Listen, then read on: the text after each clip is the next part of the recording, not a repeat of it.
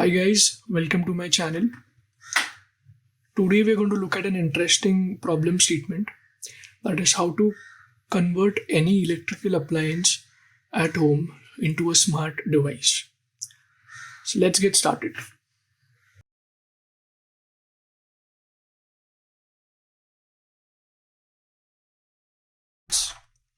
Let's take the example of a light bulb. So we have a light bulb. It has wire. One end of the wire is connected to the light bulb, the other end is connected to the plug. And then we have a switchboard, right? We connect this to the switchboard, and if you want to turn this on and off, you simply click on this, push this button, right? The switch. This is a mechanical switch, and that's how almost every application, every appliance works. You connect it to the main supply and you use the mechanical switch to turn it on and off. This appliance that we have, light bulb, does not have inbuilt capability to connect to the internet on its own. And for a device to be smart, it is mandatory for that device to connect to the internet, right? So with these two observations, we can come to the conclusion that if a device wants to be smart, it needs to be connected to the internet.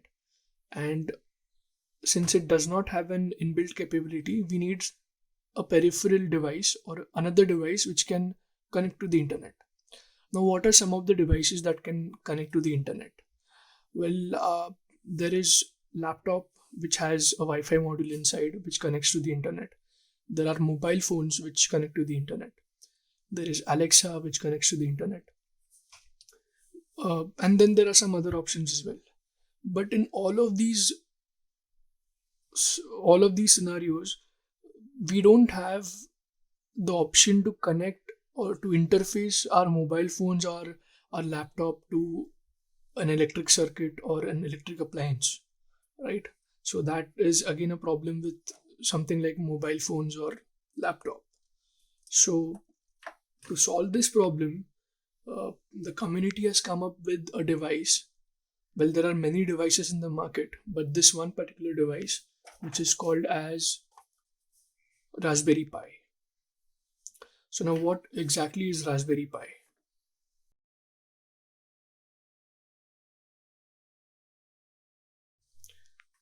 So Raspberry Pi is like a credit card sized, very small computer. It looks something like this. When I say it is a computer, it is I'm not kidding. It is actually a computer. As you can see, there is RAM, there is space, there is memory card. You can insert your own memory card. There are USB ports. There is an Ethernet port for your LAN. There is HDMI port. There's audio jack. Okay, and there are all kinds of fascinating stuff around here. So you can connect your keyboard to this USB port or your mouse to this USB port. You can connect your speakers to this audio jack. Since there's an HDMI port available here, you can connect your monitor. So, and you can power this Raspberry Pi using this small Type-C kind of port, which basically you can use our mobile phone chargers to connect to power this Raspberry Pi. So this can get converted into an actual computer if you have the peripherals with you. And another fascinating thing is, since it has RAM and processor and everything, you can actually install an operating system on top of Raspberry Pi. That means you can install Windows, you can install Ubuntu or Mac. I don't know about Mac, but yeah, Ubuntu for sure. I have installed an operating system called as Raspbian, which is Raspberry Pi's own operating system, which is built on top of Linux. Okay, and the implications of having an operating system on top of Raspberry Pi is that now you can install any compiler on the operating system. So if I want to write my logic using Java, then I can install JVM. If I want to write my logic using JavaScript, I can install Node and NPM. If I want to do it in PHP, I can install Apache. So all kinds of fascinating things we can do on this computer, on this Raspberry Pi. The most important thing with Raspberry Pi is these 40 pins which are there at the top. Some of these pins are called as GPIO pins. GPIO stands for General Purpose Input and Output.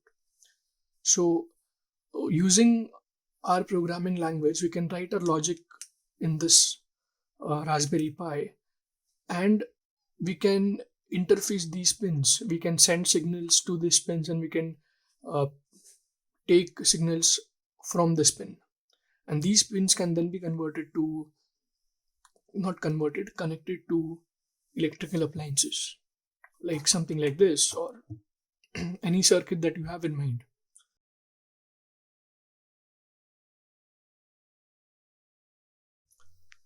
So even though Raspberry Pi is solving the problem of internet connectivity, there is another problem that arises.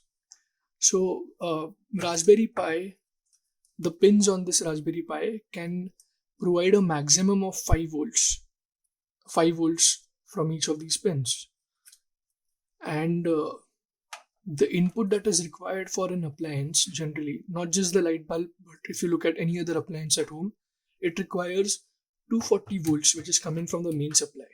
So I cannot just remove this socket from here and just connect it to the Raspberry Pi, because if I do that, the appliance needs 240 volts and the Raspberry Pi is providing just 5 volts, so it won't directly work like that.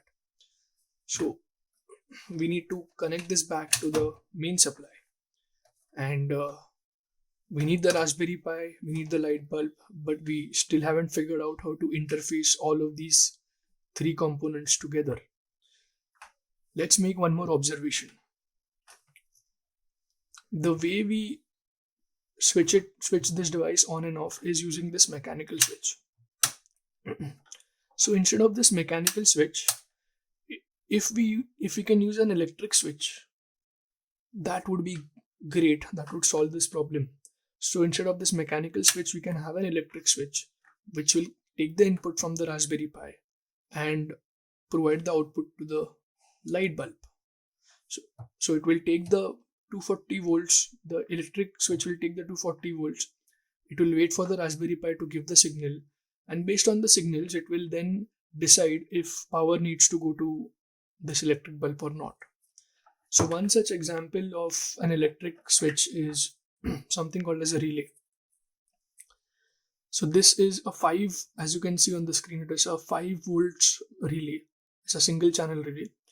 What it means is it can take an input of maximum 5 volts, and that is a good thing, because Raspberry Pi can also, the maximum voltage that it can give is 5 volts. So we can interface this easily with the Raspberry Pi.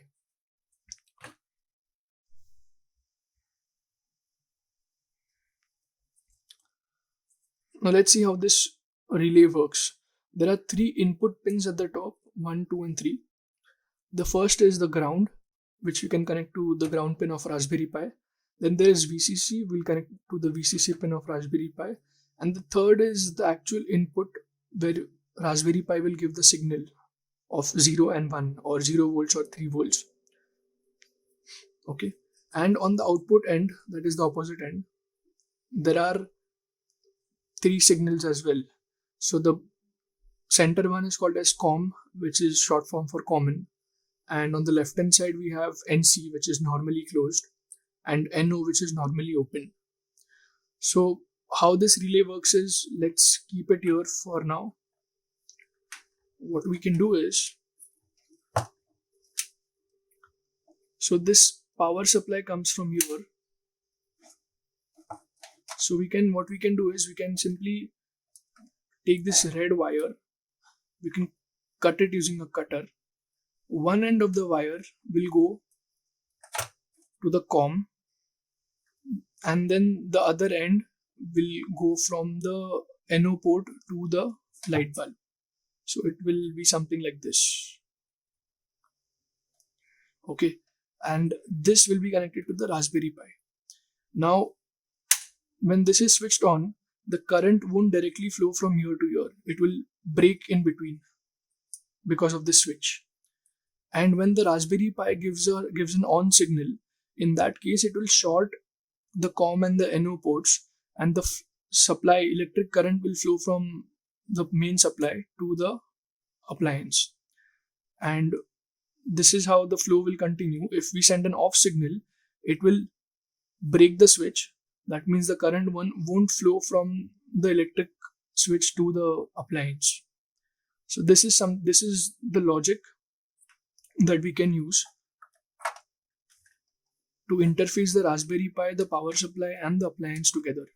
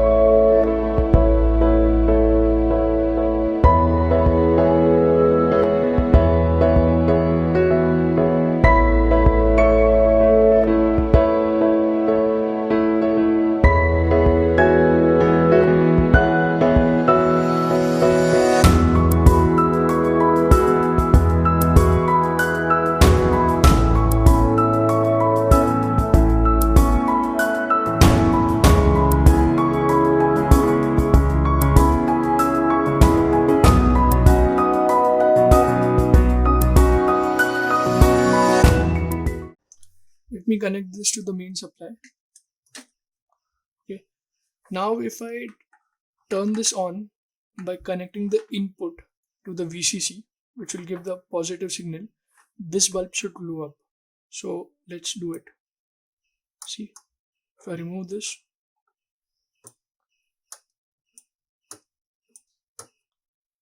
but we don't want to connect it to the VCC. We want to control it programmatically. So that is the reason why we want to give this input to GPIO 4, which is the fourth pin.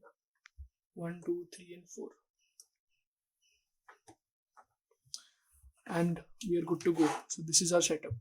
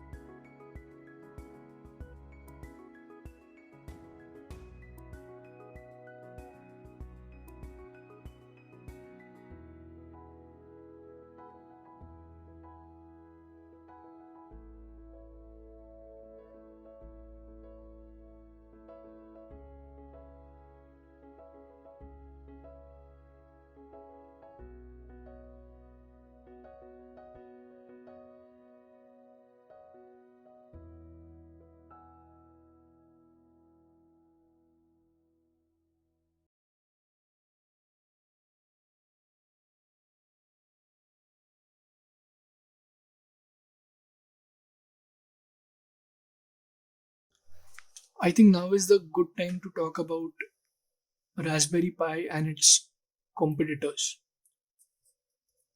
So we have this Raspberry Pi with us. There are also other options in the market, like an Arduino, which looks like this, and an ESP8266 Wi-Fi module, which looks like this. Now there are a couple of differences between each of them.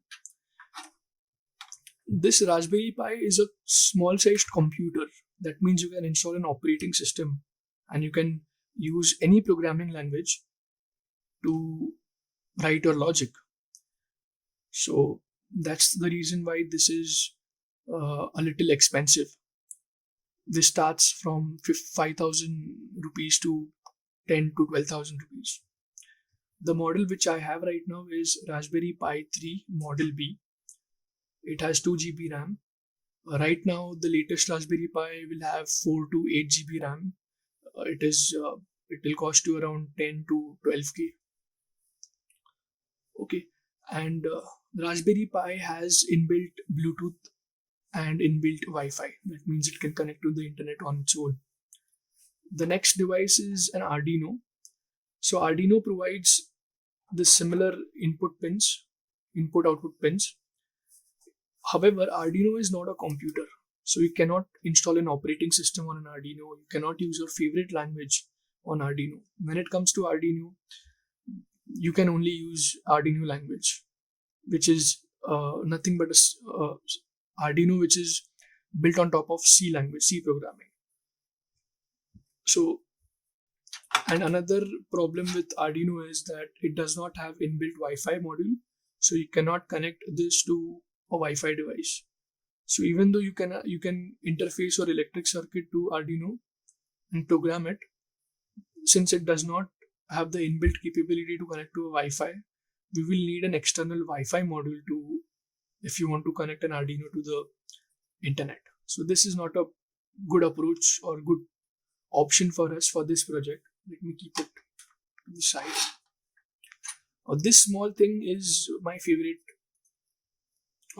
device. This is ESP8266 Node MCU. This is a Wi-Fi module. That means it connects to the Wi-Fi. Here, as you can see, there are this diagram. This indicates that it is a Wi-Fi module. Now, the best thing about this ESP8266 Wi-Fi is the price. It will cost you somewhere between 350 to 500 bucks. So Raspberry Pi starts at 5,000 rupees and this starts at 350 rupees. So this is relatively much more cost effective. There are also, since it is cost effective, there are some limitations. The main limitation being that you cannot use JavaScript or Java or Python on ESP8266 Wi-Fi. The only language that you can use is Arduino. And let me be clear, Arduino is not that difficult. It's a very simple programming language. It has a great support online. Almost for every sensor, they have a sample code in the community. And with very few changes, you can implement logic for your sensors as well. Sensors or anything for that matter. So if you want to make a production ready application, a production ready circuit, then I would definitely recommend using an ESP8266 Wi-Fi module instead of a Raspberry Pi. 2 reasons: because this is much more compact than the Raspberry Pi, and another is it is cost effective. So you cannot be investing 5,000 rupees for every device, for every IoT project, right? So having this 350 rupees it's a great idea. It's a great solution.